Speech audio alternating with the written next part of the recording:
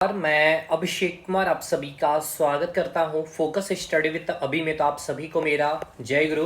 तो 14th JPSC के लिए जो हम लोग आपके साथ मिल करके एकदम शानदार वे में जो मैं आपको कंटेंट दे रहा हूं, आज हम लोग उसी क्रम में पीवाईक्यू का सेशन प्रैक्टिस करने वाले हैं। और ये जो पीवाईक्यू है आपका इंडियन ज्योग्राफी में जो हम लोगों ने फिजिकल ज्योग्राफी को जो पढ़ा है, जिसमें क्लाइमेट और मॉनसून यानी कि जलवायु और मॉनसून दोनों को बहुत ही डिटेल में 3 घंटे के लेक्चर में हम लोगों ने कंप्लीट कर रखा है। तो अब इसके बाद देखिए, एक तो इसके इम्पोर्टेंस को समझिए पहले, ठीक है, क्योंकि आप जेपीएससी या फिर बीपीएससी की तैयारी कर रहे हो। अब स्पेशली मैं जेपीएससी में आ जाऊं तो आपको यहाँ पे मेंस में यहाँ से क्वेश्चन बन सकता है कि जो झारखंड की जो जलवायु है, ये मेंस की मैं बात कर रहा हूँ, झारखंड की जलवायु को प्रभावित करने वाले कारक, ठीक है, प्रभावित करने वाले जो कारक हैं, झारखंड की जलवायु को प्रभावित करने वाले कारक की व्याख्या करें, ठीक है, अपने शब्दों में। तो अब इसके लिए आप कहाँ से लाइएगा मटेरियल, पहले हमें ये बताइए। झारखंड जीके की पुस्तकें मार्केट से परचेस करेंगे, यही करेंगे ना? किस पब्लिकेशन का आप परचेस करेंगे जिसमें आप मेंस के लिए इस सवाल का जवाब लिख पाएं, ठीक है, बताइए। तो ऐसा कोई मटेरियल अभी बुक आपको मार्केट में नहीं मिलेगी। अब इसको समझिए। तो फिर ये क्या बहुत ज़्यादा टिपिकल हो गया सर? बिल्कुल नहीं, ये बहुत ही आसान हो जाएगा आपके लिए।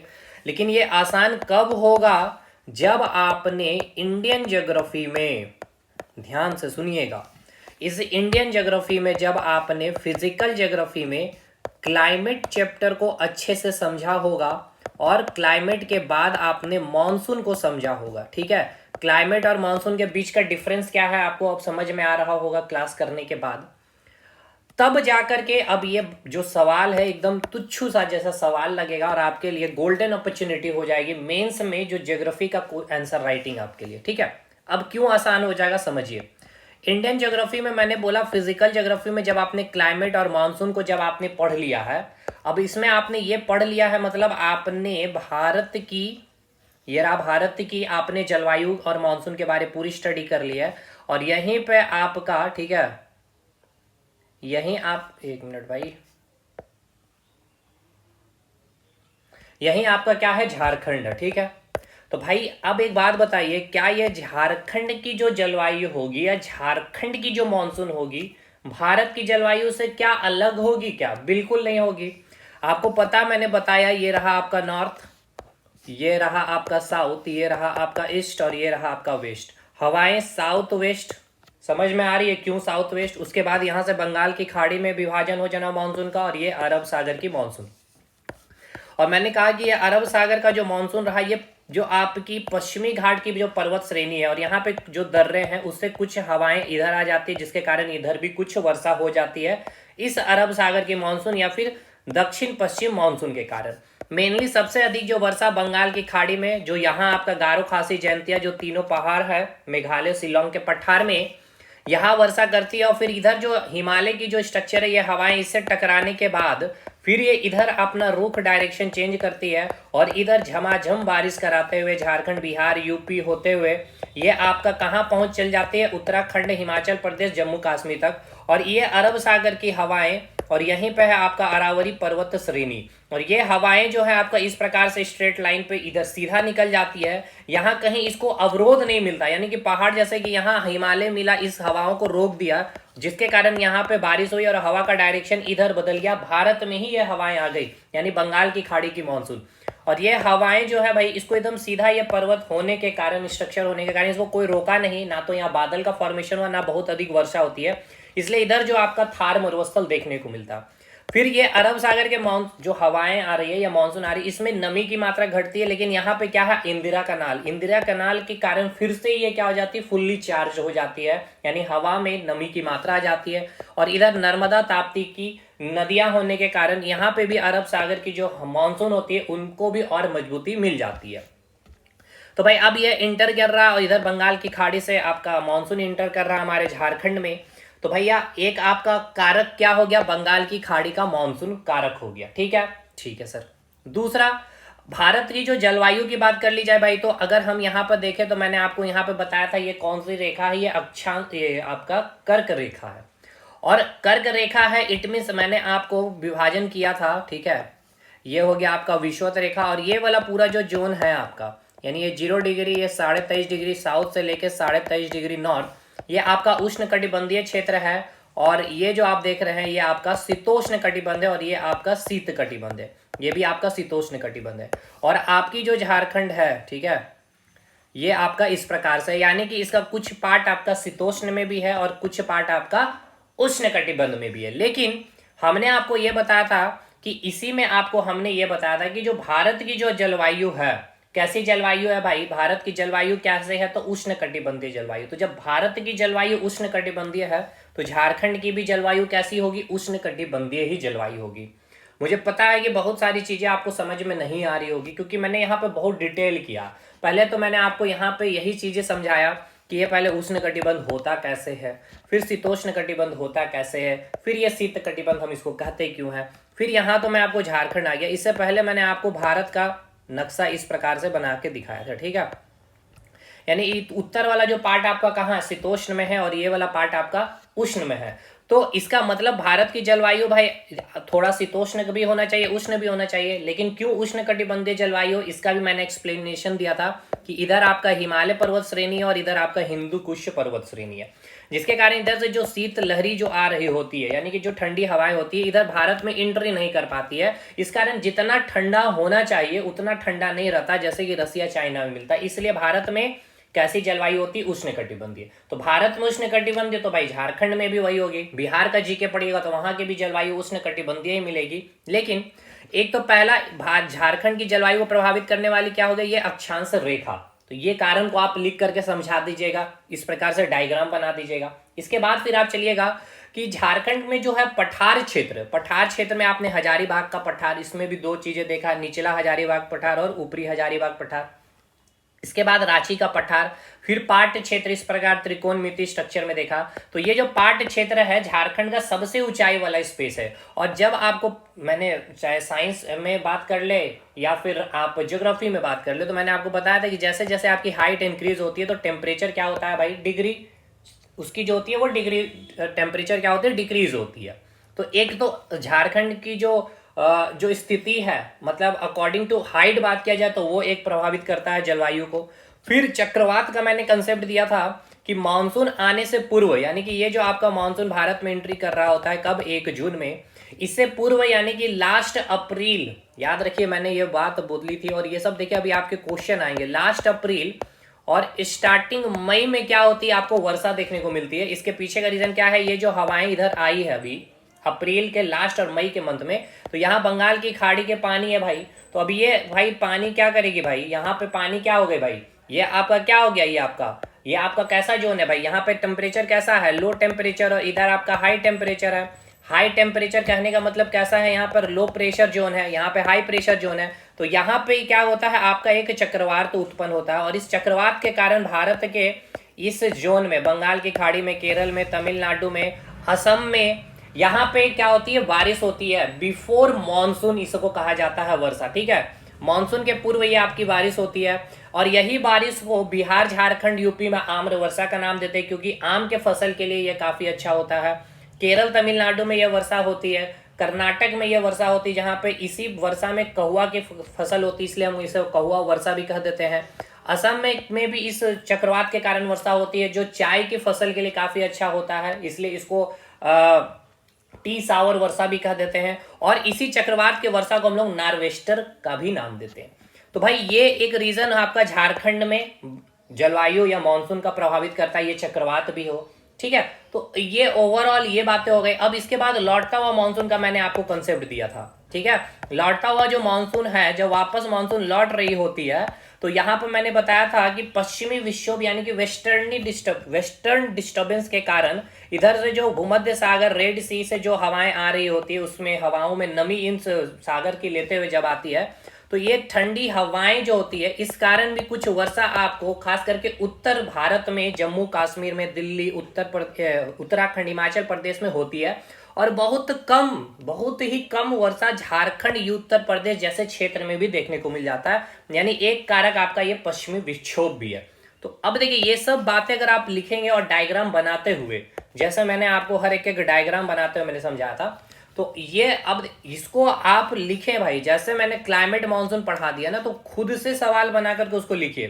ये आपको प्रैक्टिस करना होगा। ये जब तक प्रैक्टिस नहीं करेंगे तो फिर क्या है कि आपका मेंस के लिए जो लिखने की जो शैली होगी वो नहीं आप क्रिएट कर पाइएगा। कैसे आपको डायग्राम बनाना है, ये सब चीज़ों को फिर आप पकड़ नहीं पाइएगा कैसे चीज़ें करनी है। और अगर मैंने आपने जो नोट्स मेरा देखा या फिर जो आपने क्लास किया, तो फिर उसमें तो मैंने हर एक चीज़ को बता दिया, समझा दिया। तो देखिए मैंने ये सारे रीज़न आपको बताएं कि झारखंड के मानसून की कैसे चीज़ें प्रभावित करती है। और आपको पता है कि किताबों में लिख दिया गया है अकॉर्डिंग टू कोपेन, और मैंने कोपेन के पूरे सिद्धांत को समझाया है 25 से 30 मिनट के समय में। और अकॉर्डिंग टू कोपेन मैंने ये भी बता दिया था वहां पर भी क्लास में ही कि झारखंड की जलवायु अकॉर्डिंग टू कोपेन, आपको अब देखना होगा ऑप्शन के अकॉर्डिंग क्या दिया गया है। जैसे हमने आपको क्या बताया था, कोपेन ने क्या किया था भाई कि पूरे पृथ्वी को वर्षा के आधार पर और वन के आधार पर 3 भाग में बांट दिया था। वर्षा के आधार पर क्या किया गया था भाई, इसने कहा क्या, एक तो आपका क्या है भाई उष्णकटिबंधीय वर्षा, यानी उसने क्या नाम रखा, विषुवतीय वर्षा, विषुवतीय जलवायु का नाम दिया था। यानी कि जो विषुवतीय क्षेत्र पे जहां पे सालों भर वर्षा होती है, जिसको ऐप से रिप्रेजेंट कर दिया गया था, किया गया था कि नहीं भाई। एक जहां पे क्या है भाई, ग्रीष्म काल में वर्षा होगी लेकिन शीत में वर्षा नहीं होगी, तो भारत इसी के अंदर आता। तो इसको कैसे रिप्रेजेंट करते थे, कब वर्षा नहीं होती भाई, ठंड में। क्या भारत में ठंड में वर्षा नहीं होती, यानी विंटर में नहीं होती, तो इसको डब्ल्यू से रिप्रेजेंट किए थे। और एक क्षेत्र ऐसा था जहां पे शीत ऋतु में वर्षा होती है लेकिन ग्रीष्म ऋतु में नहीं, यानी ग्रीष्म ऋतु नहीं, यानी कि समर सीजन में वर्षा नहीं होती है। ये हो गया एस। अब इस वर्षा के आधार पर हमने वन को भी बांटा था। वन को भी हमने 2 क्षेत्र में बांटा। एक तो आपका वन विहीन क्षेत्र जहां वन नहीं है, और वन नहीं है तो 2 कारण से, एक तो मरुस्थल क्षेत्र है गर्मी के कारण, और एक आपका मरुस्थल बन चुका है पूरा बर्फ ही बर्फ, एकदम टेम्परेचर इतना डाउन है कि वहां का पूरा जो स्थल है जमीनी वो बर्फ से ढका, तो वहां पे कैसे वन निकलेंगे, ठीक है। तो यहाँ पे बालू ही बालू से आप इसको कैसे रिप्रेजेंट किए थे, कैपिटल बी से, और यहाँ ई से आइस हो गया था। फिर अब देखिए ये तब तो हमने आपको समझाया। फिर इस वन के आधार पर हमने 3 भाग बांटे थे। एक आपका उष्णकटिबंधीय वन होगा भाई, है ना, उष्णकटिबंधीय वन होगा जहां पे भाई सालों भर वर्षा हो रही थी, यानी ये विषुवतीय वर्षा। एक जहां भाई केवल गर्मी में वर्षा होती है, तो इसको हमने क्या नाम दे दिया था, शीतोष्ण कटिबंध वन, ठीक है, या शीतोष्ण वन। और ये हो गया आपका शीत वन, ठीक है। तो भाई अब झारखंड की अगर बात कर ली जाए, ठीक है, जब आप झारखंड के बारे आपने जब पढ़ा है, तो यहां से कर्क रेखा गुजर रही है भाई, कर्क रेखा गुजर रही है। ये क्या हो गया आपका उष्ण कटिबंध, ये हो गया आपका शीतोष्ण कटिबंध। यानी झारखंड में उष्ण कटिबंधीय वन भी मिलेगा, शीतोष्ण कटिबंधीय वन भी मिलेगा। अच्छा, कोपेन ने इसको कोडिंग कैसे किया था, इस उष्ण कटिबंधीय वन को ए, इसको इसने किससे रिप्रेजेंट किया था, सी, और इसको इसने रिप्रेजेंट किया था डी से, और क्लाइमेट को जी से रिप्रेजेंट करते हैं। तो भारत की जलवायु जो देखेंगे तो यहाँ पे क्या उष्ण कटिबंध भी है, शीतोष्ण कटिबंधीय 23 से ऊपर। तो उष्ण कटिबंधीय अगर यहाँ पर अगर इसके अकॉर्डिंग देखा जाए तो भाई कैसा वन मिलेगा, उष्ण कटिबंधीय मिलेगा, यानी कि ए हो गया। और यहाँ इसके अकॉर्डिंग देखा जाए तो शीतोष्ण कटिबंध, इसका कैसे रिप्रेजेंट किए हैं, सी से, देखिए सी से। अब यहाँ पे तो हमने कैसा ले लिया, वन ले लिया। अब भाई वर्षा कब होती है भाई, झारखंड या फिर भारत की अगर बात कर ले तो भाई विंटर सीजन में वर्षा होती है, सॉरी समर सीजन में, गर्मी में मानसून होती है, यानी कि विंटर सीजन का, यानी कि इसका डिनोट हम कैसे करेंगे, डब्ल्यू से। देखिए डब्ल्यू से, यानी कि जहां पे शीत ऋतु में वर्षा नहीं होती, ग्रीष्म ऋतु में वर्षा होती है। तो भारत का हर एक राज्य में यही है, भारत में यही, तो सब राज्य में भी यही होगा, तो इसको भी रिप्रेजेंट करेंगे डब्ल्यू से, ये हो गया आपका जी। तो अब इसको भी आप अकॉर्डिंग टू कोपेन आप इसको पूरा एक्सप्लेन करके डायग्राम बनाकर ये दोनों सिचुएशन को बता सकते हैं क्यों ये चीज को ऐसे दिखाया जाता है। खैर अब इन सब चीज़ों को छोड़ हम लोग आगे बढ़ते हैं, और इन सब चीज़ों को तो हमने बहुत अच्छे से आपको एक्सप्लेनेशन कर दिया है। और फिर से मैंने अभी ऑलमोस्ट पूरे क्लाइमेट मानसून के बारे में एक बार फिर से जिक्र कर दिया। अब आप चीज़ों को और भी अच्छे से समझ पा रहे होंगे। तो देखिए पहला सवाल जो है आपका बीपीएससी टीचर 11वीं 12th क्लास की, बहुत देखिए अब इसको ऐसा मत समझिए कि बीपीएससी टीचर का तो जेपीएससी लेवल का, भाई उससे अच्छे लेवल पे यहाँ पे सवाल बनते हैं। और हर सवाल अभी मैंने जो लिया है ना वो स्पेशली बीपीएससी लेवल के ही मैंने सारे सवाल लिए।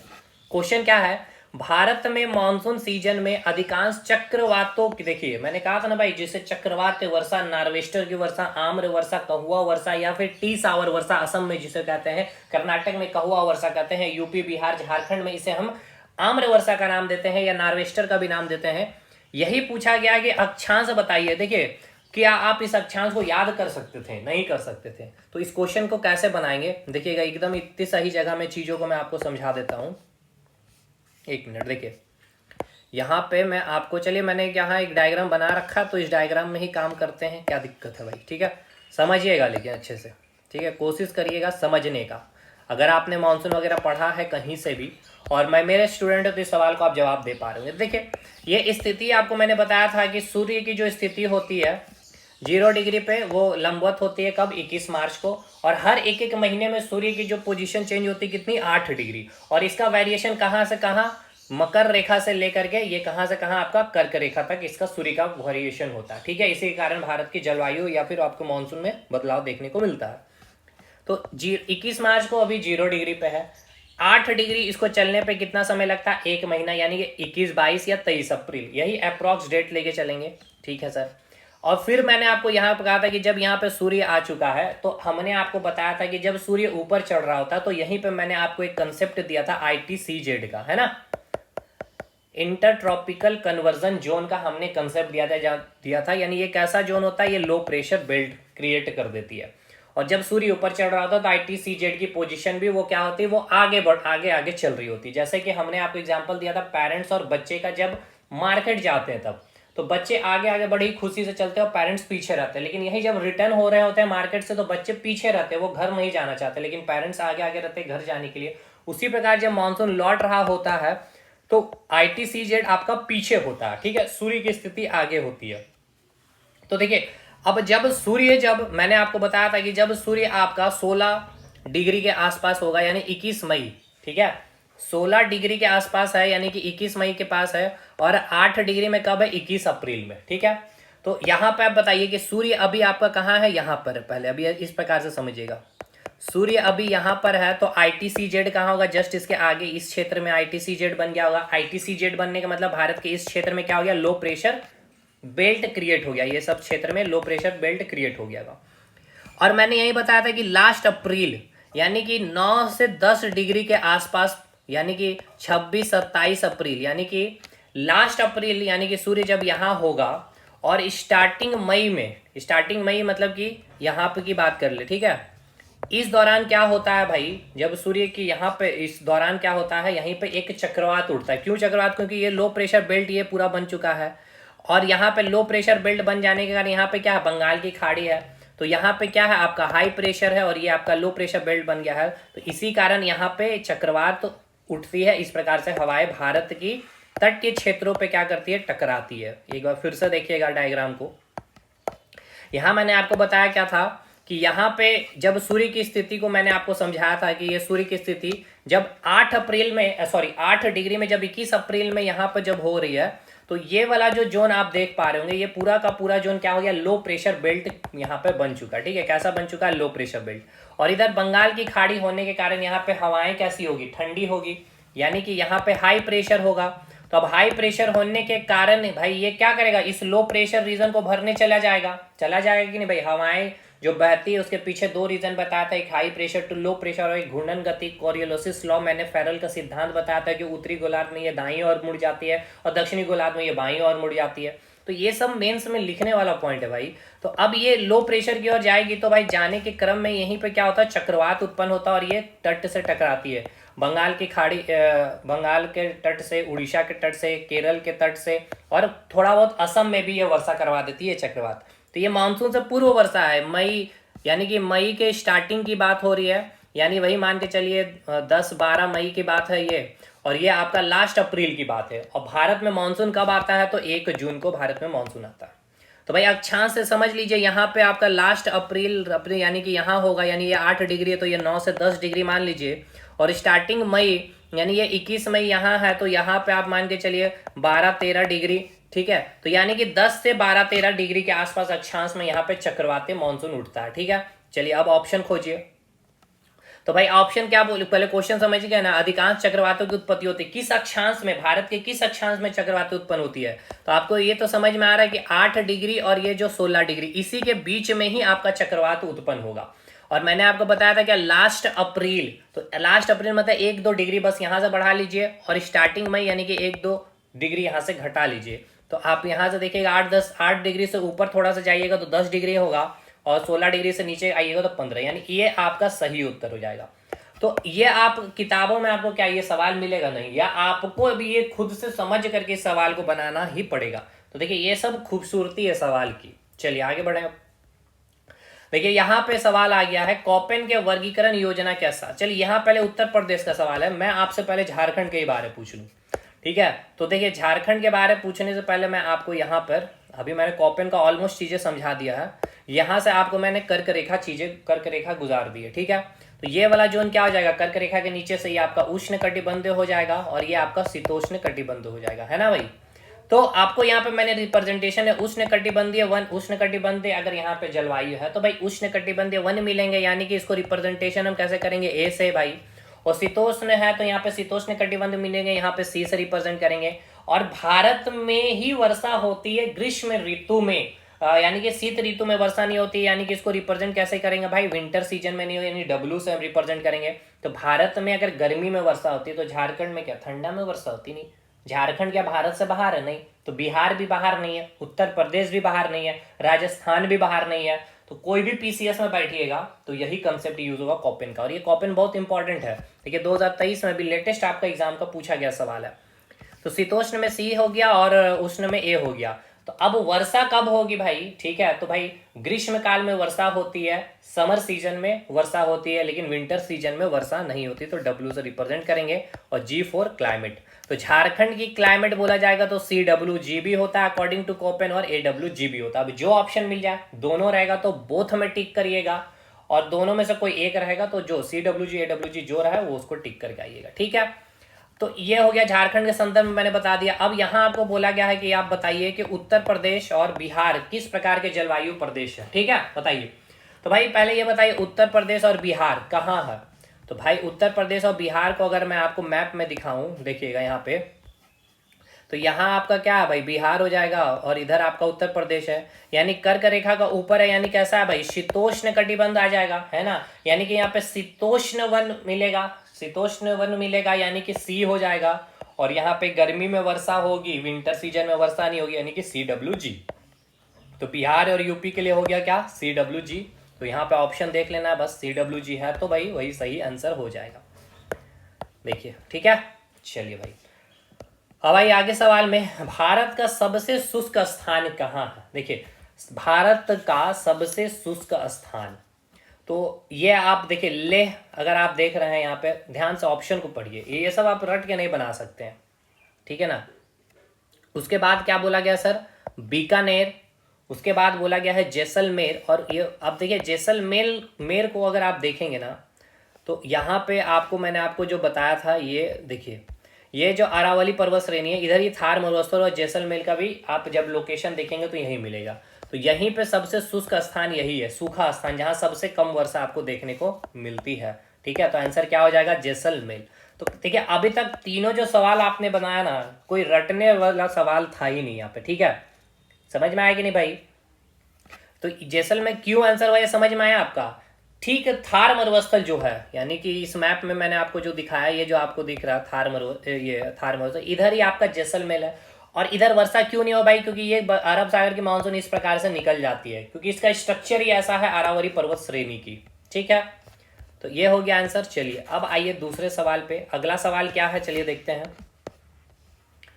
अब यहाँ पे कॉपेन के अकॉर्डिंग बिहार की जलवायु, उत्तर बिहार की जलवायु पूछा जा रहा है। तो भाई उत्तर बिहार हो चाहे साउथ बिहार है भाई, है दोनों कहाँ, शीतोष्ण में ही। तो भाई सी आ जाएगा, विंटर में ही वर्षा, CWG is the right answer. कोई दिक्कत है सर, कोई दिक्कत नहीं है। चलिए आगे बढ़े। अब हम लोग आगे क्या बोला गया है, निम्नलिखित में से कौन सी वायुमंडलीय विशेषता भारतीय ग्रीष्म मानसून के प्रदर्शन से संबंधित है। अच्छा यहाँ पे इसमें मैंने एक और चीज आपको बताना भूल गया था, कि यहीं पे भूल क्या गया, मैंने क्लास में तो बहुत डिटेल ही बताया, अल नीनो और ला नीनो का कंसेप्ट बताया था। यानी कि ये जो आपका विषुवत रेखा है, ठीक है, अगर सूर्य की बात के लिए जाए, अगर यहाँ अभी सूर्य पहुंच चुका है, यानी भारत के जस्ट लंबवत अब पहुंच चुकी है, तो इधर कौन सा जोन बन चुका है, लो प्रेशर जोन, और इधर आपका क्या बन चुका है भाई, हाई प्रेशर जोन। तो यहाँ से जेट धाराएं उठती है हवाएं, ठीक है, जेट धाराएं, यानी कि जेट धाराएं मतलब हवा की धाराएं। तो अब यहाँ लो प्रेशर होने के कारण ये हवाएं क्या करती है भाई, इस और इसको भरने, इस लो प्रेशर बेल्ट में भरने की ओर बढ़ जाती है। तो ये जेड धाराएं क्या करती है, भारत के मानसून को और मजबूत करती है। लेकिन यही मैंने बताया था कि जो दक्षिण अमेरिका जो आप देख रहे हैं, यहीं पर पेरू जो आपका है, यहीं पर एक ठंडी जलधारा बहती है, हम्बोल्ट की जलधारा। और ये कम से कम 5, 10, 15 साल में एक बार क्या होता है कि ये जो जलधारा की टेम्परेचर काफ़ी अधिक हो जाती है। अधिक हो जाने के कारण ये लो प्रेशर बेल्ट बन जाता है। तो ये जो जेड धाराएं जो विषुवत रेखा के पास उठी थी, कुछ इसमें क्या होता है कि ये जेड धाराएं इधर भी कुछ अब आ जाती है, क्योंकि ये लो प्रेशर बन गया तो ये हाई प्रेशर होती है, इधर भी आ जाती है। जिसके कारण यही होता है, जिसके कारण क्या है, भारत की जो मानसून होती है उस साल काफ़ी कम पड़ जाती है, काफ़ी कम वर्षा होती है। और यही होता है आपका अल नीनो और ला नीनो, ये वाला कंडीशन जो मैंने आपको स्टार्टिंग बताया था कि जिसको काफ़ी मजबूती मिलता है भारत के मानसून को। तो चलिए यहाँ पे क्या बोला गया क्वेश्चन में, क्योंकि इस सवाल में आपका उसका भी कंसेप्ट यूज हो सकता है कि ठीक है, देखते हैं। क्योंकि देखिए यहाँ ला नीनो है ना, यूज़ किया गया। तो खैर चलिए देखते हैं क्या क्वेश्चन है। पहले क्वेश्चन एक बार पढ़ लेते हैं एक बार फिर से। देखिए क्वेश्चन बोला गया है, क्या कहा गया, निम्नलिखित में से कौन सी वायुमंडलीय विशेषताएं, ठीक है, वायुमंडलीय विशेषता है, ठीक है, कौन सी वायुमंडलीय विशेषता भारतीय ग्रीष्म मानसून के प्रदर्शन से संबंधित है। यानी भारत में कैसा मानसून आता है, ग्रीष्म काल में ही वर्षा होती है, मानसून आती है, बिल्कुल। तो ग्रीष्म मानसून को प्रदर्शन से कौन सी विशेषता मतलब इससे संबंधित है, बताइएगा। देखिए उष्णकटिबंधीय पूर्वी जेट स्ट्रीम, तो बिल्कुल ये हमारे लिए रिलेटिव है। अभी मैंने बताया जेट धाराएं बिल्कुल हमारे भारत के मानसून को मजबूत करती है। ITCZ की खिसकना, ये भी बिल्कुल ITCZ का भी काम करता है मानसून में। तिब्बतों का भी, यानी कि तिब्बत का पठार भी काफी गर्म हो जाता है, ये भी एक रीजन है, ताकि लो प्रेशर जोन भारत में बन जाता है। लानीना एक है आपका अल नीनो और एक लानीना। तो लानीना भी क्या है, लानीना भारत के लिए अच्छा होता है ना, वो भारत के मानसून को मजबूत करता है। यानी इनमें से बहुत सारे के सारे ऑप्शन है, इसमें ये ऑप्शन सही होगा। देखिए भाई, तो इस चैप्टर में आपने कहा ना कि ना तो थ्योरी है भाई, ना कोई नोट्स है इसमें आपको सेल्फ रिटन करना होगा, सेल्फ चीजों को समझ करके लिखना आना होगा, जो मैंने आपको 3 घंटे में सिखाया है। आगे बढ़िए। ये सबसे सूखा स्थान पूछा गया, तो आपको ऑप्शन कुछ यहाँ रटेंगे, वहां जैसलमेर आपको देखिए ऑप्शन ही जैसलमेर है, तो उसको रटना नहीं है भाई, उसको समझना। देखिए मुंबई क्या सूखा स्थान है भाई, मुंबई में तो अरब सागर के मानसून कारण अच्छी खासी वर्षा हो जाती है, दिल्ली में भी ठीक ठाक हो जा रही है, बेंगलुरु में भी आपका। लेकिन लेह में क्या है भाई, बहुत कम वर्षा होती है, ठीक है, सबसे कम वर्षा वाला क्षेत्र है यहाँ पे, ठीक है, काफी बर्फ वगैरह यहाँ रहता है। चलिए आगे बढ़े। भारतीय मानसून मौसमी विस्थापन से इंगित है, जिसका कारण है, ठीक है, जिसका कारण क्या है, भारतीय मानसून मौसमी विस्थापन, ठीक है, जो मौसम का जो विस्थापन है से इंगित है। किससे ये इंगित है, ये आपसे सवाल किया जा रहा है। तो भाई किससे इंगित है, स्थल तथा समुद्र का विभेदी तापन, मध्य एशिया की ठंडी हवा, तापमान की अति एक समानता, उपयुक्त में से कोई नहीं। यानी क्वेश्चन को समझिए, ये बीपीएससी प्री का पूछा गया सवाल है कि जो भारतीय जो मानसून है, भारतीय मानसून यानी कि इसमें जो मौसम का जो विस्थापन होता है किस कारण से होता है। मध्य एशिया की ठंडी हवा, कहीं कहीं भी मैंने आपको बताया नहीं बताया था, यानी ये नहीं होगा। इसके बाद तापमान की अति एक समानता, तापमान क्या एक समान होता, बिल्कुल नहीं, सूर्य का पोजीशन चेंज हो रहा होता है, तो वैसे वैसे लो प्रेशर जोन की भी पोजीशन चेंज हो रही थी भाई, तापमान चेंज हो रहा था, तो ये भी नहीं है। ऑप्शन ए को अगर ध्यान से पढ़िएगा तो स्थल, यानी कि भारत का जो ये जो स्थल वाला क्षेत्र है तथा समुद्री, ठीक है, इसमें क्या होता है भाई, तापमान का विभेद होता है ना, टेम्परेचर डिफरेंस होता है ना, एक तो चक्रवात वाला ही में ही मैंने आपको समझाया था, तो बिल्कुल ये आपका सही होगा, इंगित करता है मौसमी विस्थापन। अगले सवाल पे आ जाइए। अब अगला सवाल है क्या कि जो अमृतसर है और जो शिमला है, ठीक है, लगभग एक ही अक्षांश पर स्थित है, परंतु उनकी जलवायु में भिन्नता के कारण क्या, तो देखिए इसमें भिन्नता का रीजन क्या है, जब आप देखेंगे तो बिल्कुल अक्षांश से इसका एकदम समान रहेगा, ठीक है, लेकिन इसकी जो हाइट आप देखेंगे ना, वो हाइट में डिफरेंस, और मैंने बताया था कि जैसे जैसे हाइट इंक्रीज होगा टेम्परेचर क्या होता है भाई, डिक्रीज होता है, ठीक है, टेम्परेचर क्या होता है, डिक्रीज होता है। तो इनकी ऊंचाई में भिन्नता के कारण, समुद्र से दूरी ऐसा तो है ही नहीं भाई। अगर आप अमृतसर को देख ले और शिमला को देख ले, ठीक है, यानी कि भाई ये आपका नॉर्थ इंडिया वाला की बात कर लेते हैं यहाँ पे, ठीक है, यानी कि अमृतसर इधर हो गया आपका और शिमला, तो इधर कहाँ पे समुद्र है बताइएगा, तो इधर तो पाकिस्तान है, इधर चाइना है, तो ये तो ऑप्शन ही गलत हो गया, ठीक है, समुद्र से दूरी। दूसरा, शिमला में बर्फबारी होने के कारण क्या है कि यहाँ की जलवायु में भिन्नता के कारण ऐसा कुछ भी नहीं है, और अमृतसर में प्रदूषण ये सब कुछ नहीं है भाई, इसकी मेन जो कंसेप्ट है यही है ऊंचाई के कारण, ठीक है। इनकी ऊंचाई के कारण क्या है भाई, इसकी ऊंचाई के कारण होगा। क्लियर है। तो अगर अमृतसर की देखेंगे तो ऊंचाई जो है भाई, जो यानी कि ऊंचाई कहाँ से नापते हैं पहले ये बताइए, समुद्र के स्तर से, समुद्र के तल से। तो और इसका शिमला का देखेंगे तो काफ़ी ज़्यादा इसकी ऊंचाई हो जाती है शिमला की। ठीक है, तो चलिए ये भी सवाल हो गया आपका। देखिए 53वां में भी पूछा गया था, 55वां बीपीएससी में भी पूछा गया। मानसून का निवर्तन, निवर्तन समझ में आ रहा है, यानी कि लौटता हुआ मानसून की बात हो रही है, लौटते हुए मानसून की बात हो रही है यहाँ पे। ठीक है, लौटते हुए मानसून की बात हो रही है। मानसून का निवर्तन इंगित होता है, तो यानी कि लौटता हुआ मानसून आपको समझ में आ रहा होगा। ये महीना क्या होगा, अक्टूबर लास्ट या नवंबर में एकदम घुस जाएंगे दिसंबर। ठीक है, यही महीना। और इसी कारण लौटते हुए मानसून में कहाँ वर्षा होती है भाई, याद करिए मैंने आपको बताया था तमिलनाडु में। क्यों, क्योंकि भाई चलिए मैं दिखा दूं एक बार इसको, यहाँ पे भी, यहाँ पे आपका ये भारत है।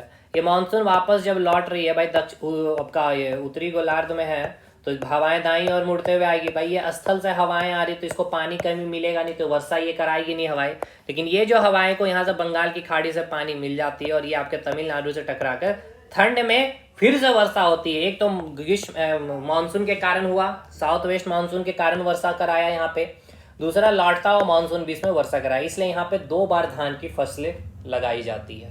क्लियर है भाई। तो वही पूछा, इसी को बोलते हैं निवर्तन। और यहाँ पे जो हवाएं थोड़ी ठंडी, क्योंकि एक तो हिमालय के से जो हवाएं इधर बह रही होती है, तो बर्फ के कारण इस हवा में क्या होती है, ठंड होती है। और इधर भी उसी दिसंबर जनवरी के अंत में इधर कुछ जोन में, दिल्ली में भी थोड़ी बहुत वर्षा हो जाती है, उत्तर प्रदेश में, बिहार में भी थोड़ी बहुत वर्षा हो जाती है, झारखंड में भी कभी कभी हल्की हल्की हो जाती है। यह वर्षा आती है आपका इधर से जो हवाएं आती है वेस्टर्न डिस्टर्बेंस के कारण, पश्चिमी विक्षोभ। इस हवाओं में क्या होती है, नमी होती है। इस हवाओं में नमी कहाँ से आती है, भूमध्य सागर और रेड सी, ब्लैक सी वगैरह जो है वहां से। और ये हवाएं आती है, लेकिन ये हवाएं मोस्टली हवाएं आपकी जो होती है इधर निकल जाती है, और यहाँ से आपका जो हिमालय है कुछ पार्ट यहाँ से टकराने के कारण ये हवाएं इधर आती, तो जिसको शीतलहरियां आप बोलते हैं कि स्टार्ट हो गया। और यहीं पे हवाओं के कारण, इन हवा में नमी होने के कारण इधर आपको वर्षा, शिमला में, उत्तराखंड में इधर आपको वर्षा देखने को मिलता है, कुछ कुछ दिल्ली में भी देखने को मिल जाती है। तो मानसून का निवर्तन क्या इंगित होता है भाई, तो अक्टूबर नवंबर दिसंबर में कैसा मानसून, साफ आकाश से, तो ये भी सही है भाई, पूरी तरह से सही बात है। मानसून आकाश बिल्कुल साफ होता है। मानसून का निवर्तन बंगाल की खाड़ी में अधिक दाब परिस्थिति से, क्या मानसून का निवर्तन बंगाल की खाड़ी में, तो भाई बंगाल की खाड़ी में ऐसा तो नहीं है, पूरा भारत में अभी लो प्रेशर बेल्ट ही है, क्योंकि अभी सूर्य आपका क्या है भाई, अब यहाँ पे वापस रिटर्न हो रहा है। ठीक है, ये अब ITCZ का कंसेप्ट मैंने बताया था। स्थल पर तापमान के बढ़ने से, स्थल का तापमान क्या बढ़ रहा होता है, तो भाई तापमान तो घट रहा होता है, क्योंकि अब सूर्य वापस अब नीचे आ जा रही होती है। ठीक है, तो अब जैसे जैसे नीचे जा रही होती है तो भाई भारत का तापमान तो घटते चला जाता है। ठीक है, भारत का तापमान तो घटते चला जाता है। ये भी नहीं है, ये भी नहीं है, नहीं केवल वन ऑप्शन है। कहाँ है भाई, ये केवल आपका ऑप्शन है। या ऐसे देखिए तीसरा तो होगा ही नहीं, तो देखिए तीसरा यहाँ भी नहीं होगा, तीसरा यहाँ भी है तो ये भी नहीं होगा। बाकी अब ये दोनों में आपका केवल डाउट होना चाहिए था, तो option 1 is the right answer. ठीक है, बंगाल की खाड़ी में अधिक दाब परिस्थिति से, ये आपको समझ में आया कि नहीं भाई, बंगाल की खाड़ी में अधिक दाब परिस्थिति थी। तो यहाँ पे मानसून का लौटता हुआ मानसून, जब यहाँ मानसून लौट रहा भाई, तो इधर तो आपका हाई प्रेशर हो गया ना। अब तो सूर्य आपका इधर खिसक रहा नीचे, यानी कि सूर्य आपका यहाँ पे आ रहा है। अगर इस फिगर में मैं आपको दिखाऊं, सूर्य आपका अब यहाँ पे आ रहा है, सूर्य अब आपका यहाँ इधर आपका पहुंचने वाला, यहाँ पहुंचने वाला, तो इधर आपका हाई प्रेशर बन गया, अब इधर तो लो प्रेशर बन चुका है बंगाल की खाड़ी में। समझे, देखिए कितने अच्छे तरीके से मैंने चीज़ों को आपको समझाया था क्लास में, अगर आपने ध्यान दिया होगा। तो क्यों ये गलत है, ये तो खैर गलत ही है भाई। चलिए आगे बढ़े अब हम लोग। राजस्थान में बहुत कम वर्षा होती है, क्यों भाई ये बताइए, इसके पीछे का लॉजिक आपको समझना होगा। ठीक है, इसके जवाब को देना होगा समझ के। मानसून इस क्षेत्र में पहुंचने में असफल रहता है, इसीलिए। तो राजस्थान क्षेत्र में क्या मानसून नहीं पहुंचता, बिल्कुल पहुंचता है। या बहुत, यहाँ बहुत गर्मी होती है भाई, गर्मी है, बालू, रेत, थार मरुस्थल होने के कारण तो पूरा भारतीय क्षेत्र में पूरा लो प्रेशर बेल्ट बन जाता है। तो गर्मी एक रीजन नहीं है कि यहाँ पे वर्षा नहीं होती है। क्या रीजन है समझिए, यहाँ जल उपलब्ध नहीं है और इस प्रकार हवाएं शुष्क रहती है। ऐसा बात भी नहीं है, क्योंकि मैंने आपको बताया था, यहाँ पे ही मैंने बताया था कि यहाँ से जो आपकी हवाएं चल रही होती है, यहाँ पे नर्मदा ताप्ती नदी है, इससे इस हवाओं को क्या हो जाती है भाई, नमी मिल जाती है। जो काफ़ी सक्षम होती है राजस्थान में बारिश कराने के लिए। लेकिन इस क्षेत्र में बारिश हो जाती है और अब यहाँ पे कोई अवरोध नहीं है, इस हवा को कोई रोकने वाला नहीं होता। मेन यही रीज़न है राजस्थान में वर्षा नहीं होने के कारण। ठीक है, राजस्थान का भाई ऐसा नहीं कि हर इलाके में ही वर्षा नहीं होती है। अगर अरावली का जब अगर आप पश्चिम क्षेत्र देखेंगे, यानी कि जो थार मरुस्थल क्षेत्र, वहाँ वर्षा कम होती है। अब डी ऑप्शन पढ़े क्या लिखा गया है। डी ऑप्शन को अगर आप पढ़ेंगे तो हवाएं किसी प्रकार की बाधाओं को पार नहीं करती है, यही है सही जवाब। यानी कि यह वही बात है, अरावली का ये जो पर्वत श्रेणी है, इससे हवाएं, इसको ये हवा पर्वत श्रेणी जो है हवाओं को रोकती नहीं है और इसको मदद करती है इस प्रकार से बह जाने के लिए। लेकिन इधर जो आपका हिमालय पर्वत श्रेणी था और इधर से जो हवाएं आ रही थी, ये अवरोध का काम करती है और इससे टकरा करके यहाँ बादल बनाती है और ये डायरेक्शन भी इधर मोड़ लेती है और इससे ही कारण पूरा वर्षा यहाँ पे होती है। तो यही D option is the right answer, why Rajasthan में बहुत कम वर्षा होती है। भाई क्लियर है, समझ में आया। चलिए, निम्नलिखित में से कहाँ, देखिए आ गया सवाल।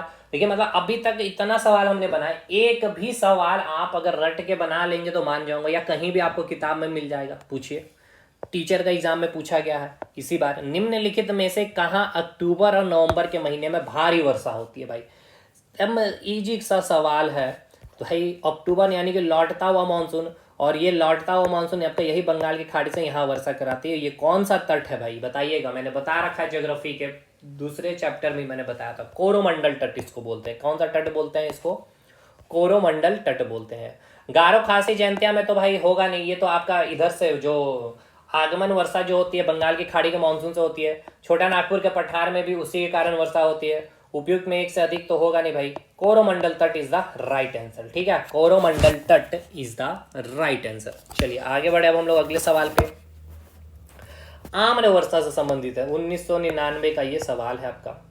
आम्र वर्षा मतलब क्या है बताइए। तो आम्र वर्षा मतलब मैंने क्या बताया था कि बंगाल की खाड़ी में जो चक्रवात यानी कि नार्वेस्टर जिसको हम नाम देते हैं, जो मेनली जिसके कारण आपका केरल, तमिलनाडु, कर्नाटक क्षेत्र में वर्षा होती है, जिसको कहुआ के लिए काफ़ी इंपॉर्टेंट है, कहुआ वर्षा कहते हैं। और बंगाल में, बिहार में, झारखंड, यूपी में वर्षा यही चक्रवात करवाती है, जिसको हम लोग आम्र वर्षा कहते हैं। तो बिहार एवं बंगाल में मार्च अप्रैल में होने वाली ये वर्षा है क्या, बताइए। तो आम का टपकना आम्र वर्षा होता है, आम का बौछार हो जाना आम्र वर्षा, यही होता है क्या, या आम की फसल, यस आम की फसल से ही संबंधित है आपका आम्र वर्षा। ठीक, चलिए अगला आ जाइए। देखिए कितने बेसिक बेसिक सवाल है। ग्रीष्म के अंत में पूर्व मानसून, ठीक है, क्या सवाल है समझिएगा।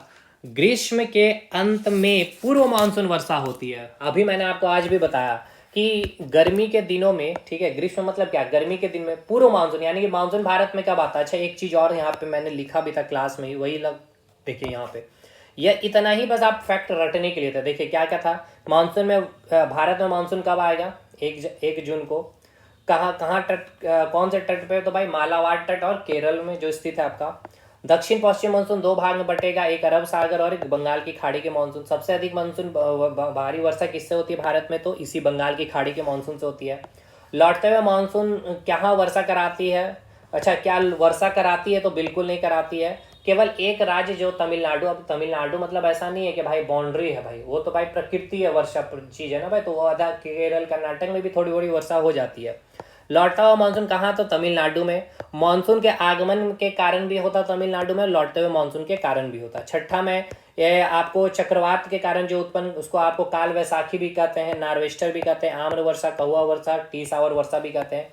ला नीनो और अल नीनो, ला नीनो क्या हो जाएगा भाई आपका, भारत के मानसून को कमजोर करता है और सॉरी मजबूत करता है। और अल नीनो क्या करता है, अल नीनो क्या करता है, ला नीनो, अल नीनो क्या करता है, देखिए अल नीनो क्या करता है, ये भारत के मानसून को कमजोर करता है, ला नीनो भारत के मानसून को मजबूत करता है। चलिए ये हो गया रिवीजन, जो मतलब फैक्ट जो बस इतना ही आपको याद रखना पड़ता है मानसून में। तो हाँ अब आ जाइए यहाँ पे कि गर्मियों में जो मानसून से पहले भी वर्षा आपको देखने को मिलता है बिहार, झारखंड, उत्तर प्रदेश में, केरल में, तमिलनाडु में, असम में भी। तो ये मेनली चक्रवात के कारण होता है, जिसको आप क्या नाम देते हैं भाई, नार्वेस्टर नाम देते हैं ना, नार्वेस्टर भी नाम देते हैं। जो केरल और कर्नाटक के तटीय क्षेत्र में एक समान घटना, तो देखिए यहाँ स्पेसिफाई कर दिया केरल और कर्नाटक। तो इसे स्थानीय रूप से किस नाम से जाना जाता है बताइए, इसको स्थानीय रूप से किस नाम से जाना जाता है। तो आपको मैंने बताया था, इसका क्या हो जाएगा आंसर बताइए। क्या हो जाएगा भाई, आम्र वर्षा नहीं बोलते हैं, मैंगो सावर ही बोलते हैं, ठीक। नार्वेस्टर टिक नहीं कर आइएगा, मैंगो सावर। बिहार, झारखंड में, यूपी में, केरल, तमिलनाडु में आम के फसल के लिए काफ़ी ये मदद होती है। प्री मानसून जो वर्षा आपका ये चक्रवात के कारण। निम्न राज्यों में से किस राज्यों में ठंड के दिनों में वर्षा होती है? तो भाई मैंने क्या बताया था, तमिलनाडु। देख लीजिए 2000 का पूछा गया सवाल है। रेनफॉल काउज यानी कि भूमध्यवर्ती क्षेत्रों में, यानी कि भूमध्य मतलब कि इक्वेटर क्षेत्रों में गहन वाष्पन का कारण होने वाली वर्षा क्या होता है? यानी कि देखिए, ये मैंने आपको वैसे बताया था बहुत अच्छे से। देखिए ये जो आपका जोन है ये 23.5 डिग्री नॉर्थ हो गया, और ये आपका 23.5 डिग्री साउथ हो गया, और ये हो गया आपका 0 डिग्री, ठीक है। अब यहीं पे सूर्य की पोजीशन क्या होती है भाई, इतने से इतने दूर में आपका चेंज हो रही होती है, ठीक है। यहाँ पे सूर्य का पोजीशन क्या होती है, चेंज होती है। 21 मार्च, ठीक है, 21 मार्च ने यहाँ से स्टार्ट करते हैं ऊपर से, ठीक है। 21 जून, फिर यहाँ पे आ जाएगा भाई कब, 23 सितंबर, फिर यहाँ आ जाएगा आपका 22 दिसंबर, फिर आपका 21 मार्च, और फिर इस प्रकार यहीं पर आपका रोटेशन होता है सूर्य की पोजीशन। तो भाई यहाँ पे क्या भाई, भीषण गर्मी यानी कि उष्ण कटिबंधीय, इसलिए यहाँ पे सालों भर क्या होती है, वर्षा होती है। अब यहाँ वर्षा होने के पीछे का रीज़न क्या होता है, तो देखिए यहाँ बहुत अधिक गर्मी होने के कारण जितना भी यहाँ पे समुद्र, नली, नाला, नदी, तालाब होती है, वहाँ पे वो हवाएं क्या होती है भाई, ऊपर उठती है, ऊपर उठ के बादल बनाती है, शाम होते होते 3-4 बजे के आसपास यहाँ पे वर्षा करा देती है, ठीक है। यानी ये कौन सा वर्षा भाई, संवहनीय वर्षा इसको हम लोग नाम देते हैं, ठीक है। कैसा वर्षा इसको नाम देते हैं, संवहनीय वर्षा इसको नाम देते हैं। तो यहाँ पे वही पूछा गया कि भूमध्य क्षेत्रों में गहन वाष्पन होने वाले कारण वर्षा को क्या कहते हैं भाई, तो देखिए संवहनीय वर्षा कहते हैं, ठीक है। चक्रवातीय वर्षा तो कहेंगे नहीं, पर्वतीय वर्षा कहेंगे नहीं भाई, ठीक है। तो ये आपका पूरा मैंने क्वेश्चन आपका करवा दिया है भाई प्रैक्टिस। ये अच्छा सवाल था, एसएससी सीजीएल का पूछा गया, तो ऐसा नहीं सोचिएगा कि जेपीएससी में नहीं आ सकता, ये अच्छा सवाल है भाई। और ये मैंने अपने क्लास में बखूबी से समझाया भी था। क्यों संवहनीय वर्षा कहते हैं, समझ में आ रहा ना भाई, क्योंकि इतना अधिक गर्मी पड़ने के कारण जो समुद्र, नदी, तालाब की पानी क्या होती है, भाप बन करके ऊपर उठती है, तो यही संवहनीय वर्षा होती है, बादल बनाती है और फिर ये आपका वर्षा करा देती है। क्लियर है भाई। तो अब भारत के मानसून या भारत की जलवायु से मैंने पूरा क्वेश्चन आपका प्रैक्टिस करा दिया, कंसेप्ट भी करा दिया। क्वेश्चन अब आपके नहीं छूटेंगे भाई, मेंस लेवल तक भी चीज़ों को लिख पाएंगे। झारखंड की जलवायु को भी मैंने कारक वगैरह भी ऑलमोस्ट मैंने समझा दिया। तो चलिए मिलते हैं अगले क्लास में, तब तक के लिए धन्यवाद।